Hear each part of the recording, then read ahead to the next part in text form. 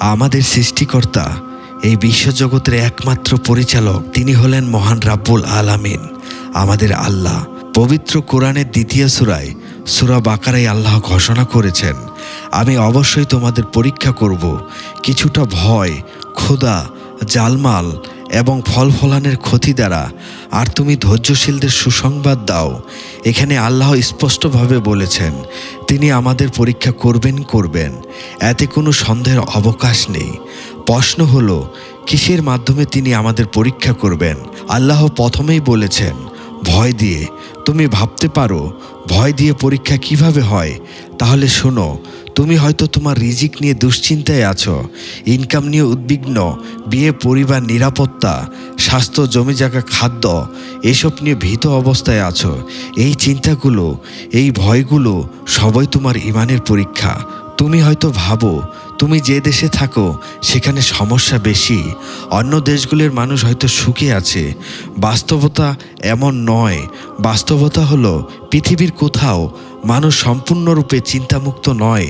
সবচেয়ে উন্নত দেশগুলো বড় বড় বিপদের সম্মুখীন হয়। তাহলে প্রশ্ন আসে, আমাদের এত উদ্বেগের কারণ কি? তাহলে একজন প্রাপ্তবয়স্ককে জিজ্ঞাসা করলে দেখা যাবে তার দুশ্চিন্তার একটা বিশাল তালিকা রয়েছে।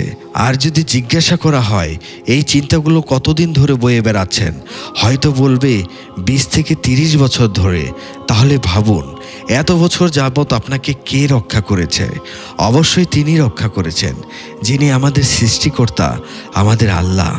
আজকের অবস্থান যদি আপনার অতীতের চেয়ে ভালো হয়, তবু কেন এত ভয়, কেন এত দুশ্চিন্তা আপনার মধ্যে? এর কারণ একটাই, আমরা আল্লাহর উপর পুরোপুরি ভরসা করি না, ভালো সময়ে শুকরিয়া আদায় করি না, খারাপ সময়ে ধৈর্য হারিয়ে ফেলি। আর এটাই হলো আমাদের আসল সমস্যা। তাই বলবো, আল্লাহর উপর ভরসা করুন। কোরআনে আল্লাহ বলেছেন, চিন্তা করো না, আমি তোমাদের সঙ্গে আছি, আমি সব কিছু শুনি এবং দেখি। এখন নিজেকে প্রশ্ন করুন, যখন আল্লাহ আমাদের সঙ্গে থাকার আশ্বাস দিয়েছেন, তখন এত ভয় আর এত দুশ্চিন্তা কেন? এই জন্য আপনাকে বলি, ভরসা করুন আল্লাহর উপর। জীবনের প্রতিটি সময়ে আমাদের ঈমানের পরীক্ষা হবে। এই পরীক্ষার মাধ্যমে আমরা আল্লাহর আরও কাছে পৌঁছাইতে পারবো। ভুলে যাবেন না, এই দুনিয়া জান্নাত নয়। তাই দুনিয়ার জীবন সবসময় একরকম চলবে না।